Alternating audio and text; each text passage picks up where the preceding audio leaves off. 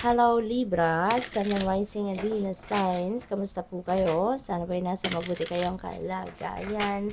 Welcome back po sa Star Tarot. At kung bago kayo rito, welcome din po kayo. Please subscribe, like, share my videos, and leave me a comment kung naka-resonate po kayo.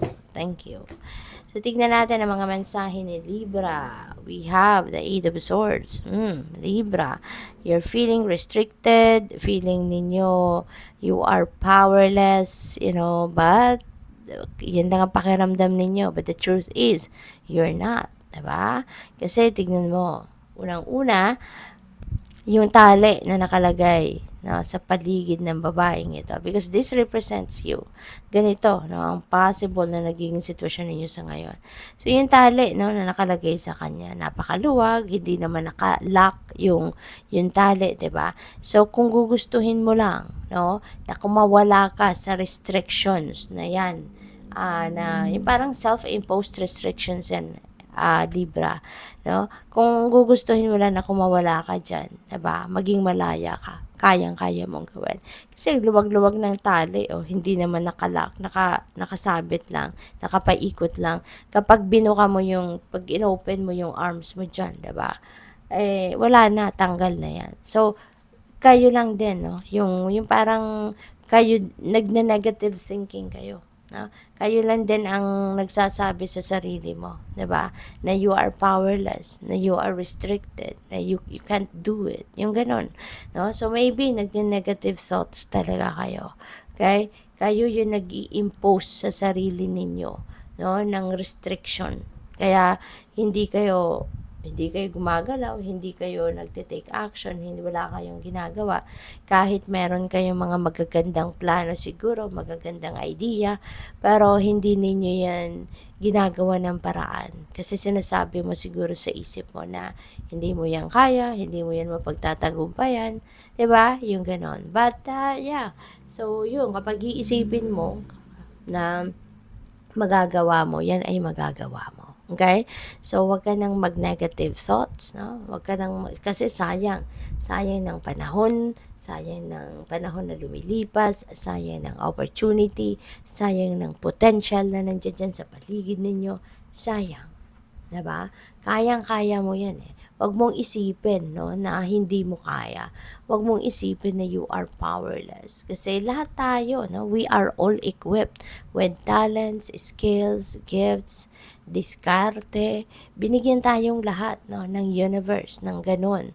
Kaya walang hindi po pwedeng sabihin mo na hindi mo yan kaya. Kasi kaya mo, you are equipped.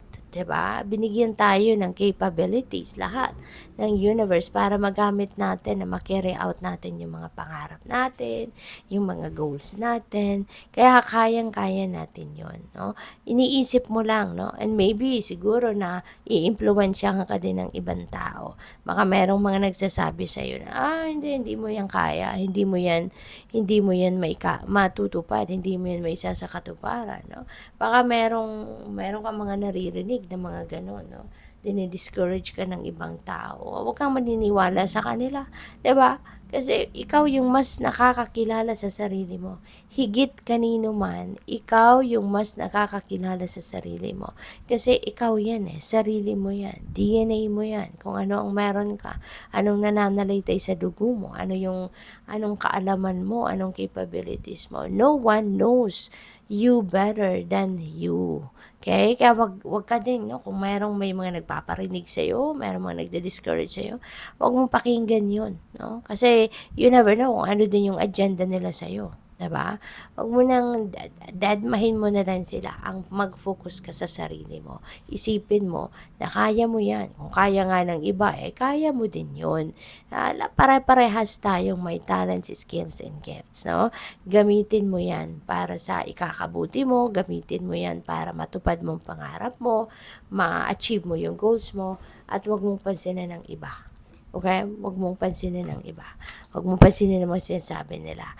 So, we have Ace of Swords. Ayan. So, magtatagumpay ka, Libra. Pagtatagumpayan mo yan. So, feeling ko, kung ano yung itong challenge na to na po pwedeng nararanasan ng iba sa inyo, you're going to succeed over that. No, mapagtatagumpayan mo 'yan. Malalagpasan mo din, no, yung ano na 'to, yung challenge na 'to, yung low vibration na 'to, malalagpasan mo din 'yan. Magkakaroon ka ng enlightenment, magkakaroon ka din ng mental clarity. You will be able to find the right direction where you are heading. Kaya you will be overcoming this energy na ito, yung low vibe na ito, na malalagpasan mo yan. Meron kang Ace of Swords. So, one day, you will think, no, na, oo nga, diba? Bakit ko sila papakinggan? Oo nga, bakit ako magne-negative energy? Diba? Sayang ng kakayanan ko. I know in myself na meron akong kakayanan. So, bakit? Kasi pwedeng nai-impluwensyahan ka lang ng mga sabi-sabi ng ibang tao. May mga nagde-discourage sa'yo, no? Kasi maaaring alam nilang magaling ka. Maaaring alam nilang kapag nag-focus ka sa kung anong gusto mo, yan ay mararating mo, yan ay maa-achieve mo. Kaya maaaring sinasabotahe ka ng iba, dinidiscourage ka, 'di ba? Para wala kang gagawin, no? So, 'wag mo silang pansinin, 'wag mo silang entertainin. No, focus on yourself. Okay?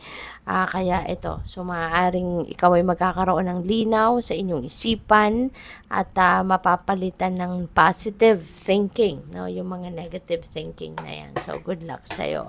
At magsisimula kang mag-take action, eventually you will be starting to get on your feet at magsisimula ka ng mag-take action towards kung ano man ang gusto mong mapagtagumpayan, no?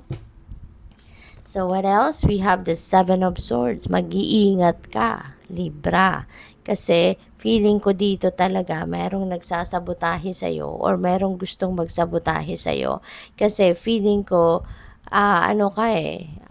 may galing ka. No, maaaring meron ka magandang plano, magagandang ideas mo, you're very creative. So, pwedeng ganon. Kaya talagang merong tao or mga tao na gustong sabotahiin ka, 'di ba? Because they don't want you to succeed. They don't want you to take action towards your dreams kasi baka masasapawan mo sila, no? Kaya mag-iingat ka kung sino yung pinag-sharean mo ng mga ideas mo, ng mga plano mo. Mag-iingat ka kung sino yung pinag-sharean mo ng mga kaalaman mo, yung mga ganon. Okay? You be careful. Alright? Kasi there is also an energy surrounding you, no, of a liar, cheater, and stealer. You know? So, ayan, may mga tao sa paligid mo na talagang maaaring nagmamatsyag lang sa'yo. Baka yung mga napagkwentuhan mo ng plano mo, baka kunin nila yung plano mo sa iyo. 'Di ba? Yung unahan ka na nila, kaya mag-iingat ka, no? Maraming sinungaling na sa ngayon, maraming manloloko, kaya mag-iingat kayo. So, tignan natin kung ano pa yung mga messages ninyo dito, Libra. By the way, I would like to say hi muna and shout out po sa ating beloved channel member na si Maria Yui 3981. Maraming salamat po for being here and for supporting my channel. Come together. Fairies like to be busy in a group of them is showing you that many hands make light work. Working as a team helps to get job done. Ayan. So, siguro, magtatrabaho ka dito in a team. No? May teamwork, may magandang, may pagtutulungan, may pagsusuportahan dito na magaganap. No? So, siguro din, mayroong tutulong sa'yo sa mga ginagawa mo. So, possible din yan. We have hope. Hope is always there even if we can't see it. Optimistic expectations can help change a negative situation into a positive one. So, maaari, no, na ito yung bumalot sa inyo.